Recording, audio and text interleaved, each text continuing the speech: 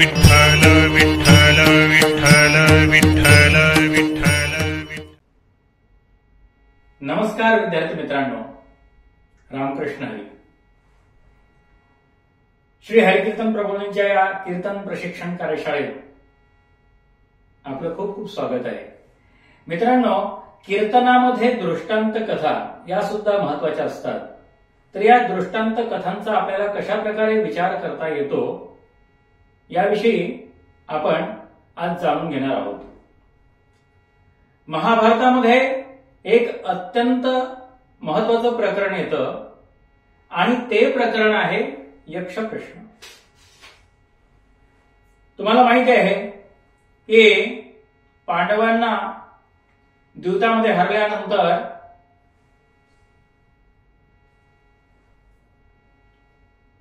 तुम्हाला माहित आहे मित्रांनो की पांडवांना द्यूतामध्ये हरल्यानंतर तुम्हाला माहित आहे मित्रांनो की पांडवांना द्यूतामध्ये हरल्यानंतर वनवास भोगावा लागला। तर हा वनवास जो आहे तो हा जवळजवळ पूर्ण होत आला होता। 12 वर्षे वनवास आणि 1 वर्ष अज्ञातवास अशी कौरवांची अट होती। तर ती 12 वर्ष पूर्ण व्हायला थोडासाच अवधी बाकी होता। पांडवांनी त्या वनामध्ये एक अशी झोपडी बांधली होती आणि त्या झोपडीत ते राहत होते। त्यांच्याच त्या झोपडीच्या शेजारी एका गरीब ब्राह्मणाची देखील झोपडी होती।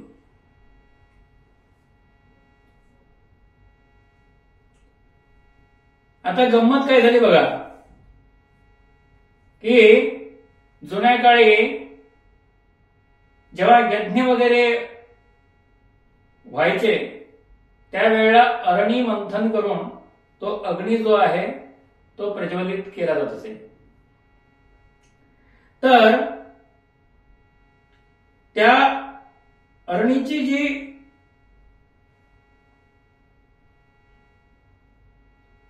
लाकडी साहित्य जे होतं आणि त्याची जी अरणी होते त्या ठिकाणी हरणी आली। म्हणजे अरणीचं जे लाकूड होतं त्या ठिकाणी एक हरिण आलं।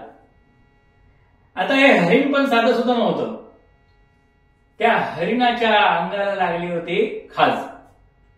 आता ती माणसासारखी नव्हती प्राणी की खाजून आपलं ते समाधान मानून घेतील। मग त्याने त्या हरिणाने त्या अरणीलाच आपली पाठ घासायचं सुरुवात केली। गमत काय झाली की हरिणाचे असे शिंग असतात बघा, तर त्या शिंगामध्ये त्या अरणीचं लाकूड अडकलं आणि ते हरिण पण घाबरलं आणि पळत सुटलं।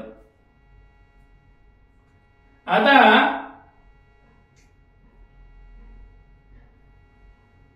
तेवढ्यात ब्राह्मणाचं त्याकडे लक्ष गेलं आणि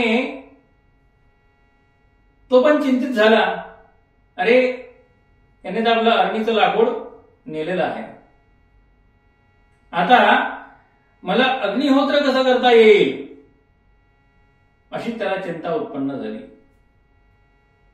आणि त्याचा आरडा-ओरडा ऐकून त्या ठिकाणी जे आपले 5ही पांडव होते त्यांनी पाहिलं ते, आणि ते 5ही पांडव त्या हरणाच्या मागे लागले। म्हणजे बघा, हरणांच्या मागे धावण्याची आपली परंपरा किती प्राचीन आहे बघा। महाभारत असो की रामायण असो, हरिण दिसलं की त्याच्या पाठीमागे पळायचं, कारण काही पण असो। आणि मग आता माणसांचं धावणं कुठे आणि त्या हरणाचं धावणं कुठे? बघता बघता तो हरिण कुठे पळून गेला तो कुणाला कळेना, जवळजवळ तो दिसेनासा झाला. आणि त्या हरिणाला पकडण्याच्या नादामध्ये जीव खाऊन हे सगळे पांडव जे आहेत ते पांडव पळत होते. आणि शेवटी ते हरिण दिसण्याचं झाल्यानंतर एकमेकांच्या चेहऱ्याकडे ते पाहायला लागले. आणि तिथेच दमल्यामुळे त्यांनी बैठक मारली. सगळ्यांचे जे घसे आहेत ना ते कोरडे झाले तहानेने.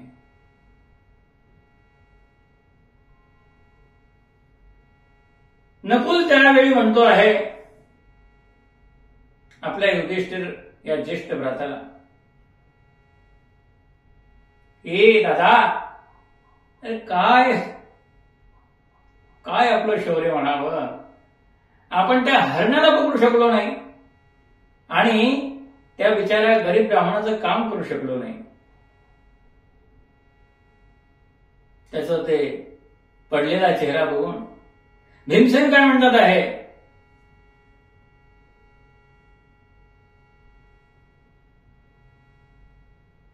अरे शौर्य कशाला म्हणतात, जेव्हा त्या दुष्टांनी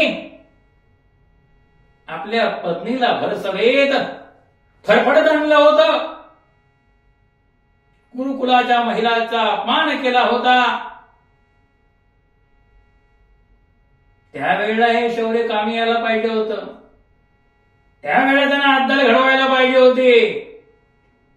परंतु त्यावेळी आपण गप्प बसलो. त्यावेळी आपण ओठ शिवून घेतले, हाताची घडी तोंडावर बोट. ह्या आज जे आपण सगळं भोगतोय ना हे त्याचंच फळ आहे. आणि मग त्याने अर्जुनाकडे बघितलं. अर्जुनाने पण मान डोलवली. अर्जुन म्हणाला, होय भीमसेन, तू खरं बोलतोस. त्या क्षणी त्या सूतपुत्राची ती कटू वचनं ऐकून माझं रक्त खवळलं नाही रे.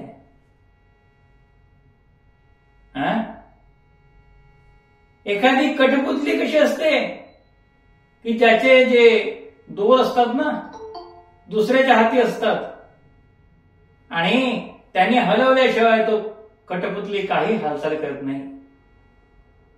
त्या कठपुतलीप्रमाणे, एखाद्या बुजगावण्याप्रमाणे त्या भर सभेमध्ये मी बसून राहिलो.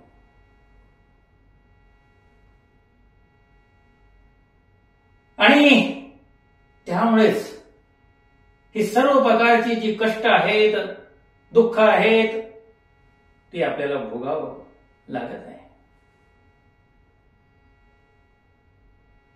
युधिष्ठिर त्या ठिकाणी विचार करतोय की हे जे काही बोलतात आहेत ते स्वतः बोलत नाहीयेत, तर त्यांना जी तहान लागलेली आहे, तहानेने त्यांचा जो प्राण व्याकुळ झालाय ना, त्यामुळे ते असं बोलतात आहे. बघा, असा हुशार माणूस असतो, त्याला खरं कारण समजतं. त्यामुळे सगळ्यांच्यात मोठा असूनही युधिष्ठिराने कोणालाही दुर्वचनं बोलली नाहीत, कोणाचाही अपमान केला नाही. याच्या उलट तो शांतपणे नकुलाकडे पाहून म्हणाला, नकुला, अरे जरा तू झाडावर चढ आणि आजूबाजूला नजर टाक. जवळपास एखादा तलाव वगैरे असला तर आम्हाला सांग. त्यालाही पटलं. तो पटपट पटपट सरसर झाडावर चढला आणि इकडे तिकडे पाहायला लागला. तर दूरवर नजर टाकून तो म्हणाला की महाराज, या दिशेला जलाशय असावा असं मला वाटतंय. युधिष्ठिर म्हणाला, नकुला, अरे तुला दिशा कळली ना, मग तू त्या दिशेला जा आणि आम्हा सर्वांसाठी तू पाणी घेऊन ये. तो निघालाय आणि जवळच त्याला तो जलाशय दिसलेला आहे. अत्यंत आनंद झाला आणि तो म्हणला की आधी आपण पहिल्यांदा आपली तहान शांत करूया, तहान भागूया आणि आपल्या भावंडांसाठी इथून सगळं पाणी घेऊन जाऊया. अतिशय एकदम स्वच्छ पाणी, पाणी पाहूनच माणसाची तहान निघून जावी इतकं सुंदर पाणी.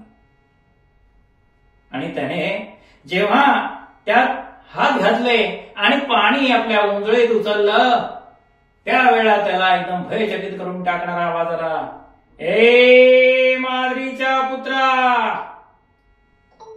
थांब तिकडे. माद्री पुत्र नकुला, थांब.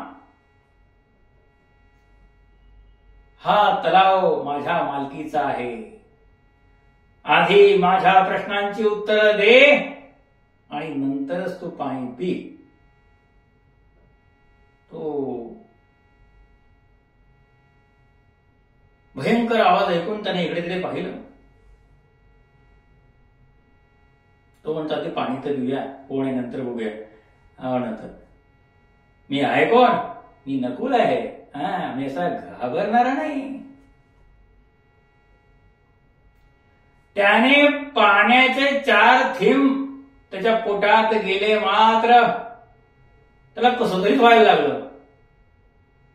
तो आपली छाती चोळत चोळत पाण्याच्या बाहेर पडला आणि पडलाच.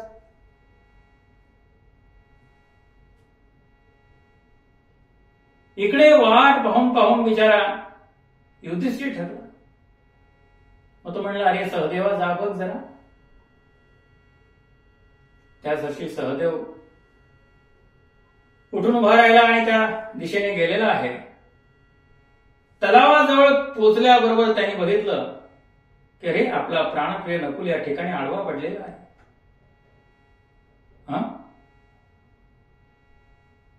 याचा कुणी घातपात केला. पण बघा, आधी माणसाला स्वतःच्या जीवाची चिंता असते. तो म्हणला, इथे आपण शोध घेऊ, पण पहिला पाणी पिऊया.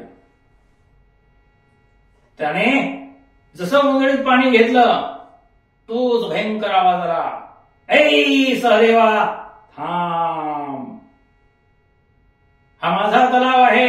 आधी माझ्या प्रश्नांची उत्तरं दे आणि मगच तू पाणी पिऊ शकतोस. म्हणला, बघतो ना काऊन काय करतं. आणि त्याने जसे 4 थेंब आता पोटामध्ये घेतले, बस डोकं बिकट चक्र, जीव अस्वस्थ झाला. छाती चोळत चोळत तो तलावाच्या बाहेर पडला आणि पडलाच तो. नकुल गेला, सहदेव गेला, पाणी काय घेऊन कोणी आलं नाही. युधिष्ठिर अर्जुनाकडे बघतोय, म्हणतो, अर्जुना, अरे आपले 2 बांधव पाणी आणायला गेले, पण ना पाणी मिळालं आणि ना ते आले. मला काहीतरी शंका येते, जरा जाऊन बघ बरं. अर्जुन लगेच तयार झाला, उठला, भर भर भर भर भर पावलं टाकत तो त्या ठिकाणी गेला आणि बघतो तर काय, एका बाजूला नकुल पडलाय, एका बाजूला सहदेव पडलाय. परत तेच. तो म्हणाला, आधी मी पाणी पितो आणि नंतर बघतो यांचं काय झालं ते.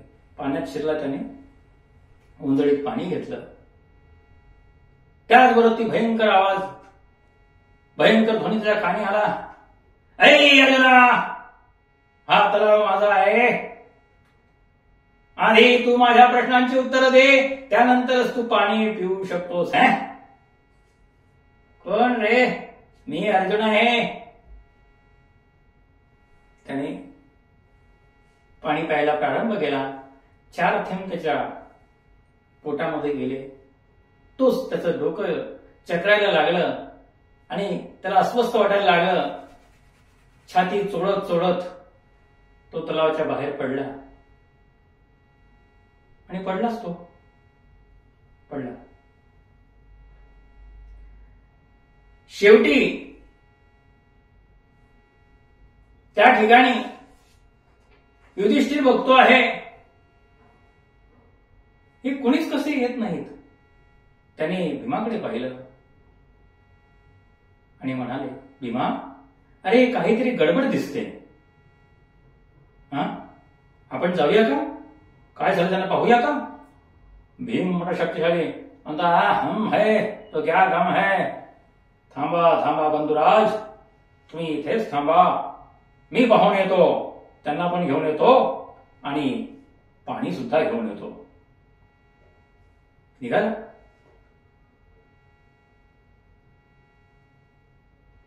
तलावाजवळ आला. इकडे सहदेव पडलाय, इकडे नकुल पडलाय, समोर तिकडे अर्जुन पडलाय. पण शेवटी काय, तहान खूप महत्वाची. तो म्हणला आधी पाणी पितो आणि नंतर बघतो हे काय झालंय. तो त्या जलाशयात उतरला. त्याने ते पाणी उंजळीत घेतलं, तोंडाजवळ नेलं. तो भयंकर आवाज त्याच्या कानावर आला, ऐ भीमसेन, हा माझा तलाव आहे. आधी माझ्या प्रश्नांची उत्तरं दे आणि नंतरच तू हे पाणी पिऊ शकतोस. म्हणाले, कोण रे? भीमसेन आहे मी, कोणाच्या बापाला घाबरत नाही. आणि त्याने पाणी उंजळ तोंडाजवळ नेली. तो पाणी पिऊ लागला.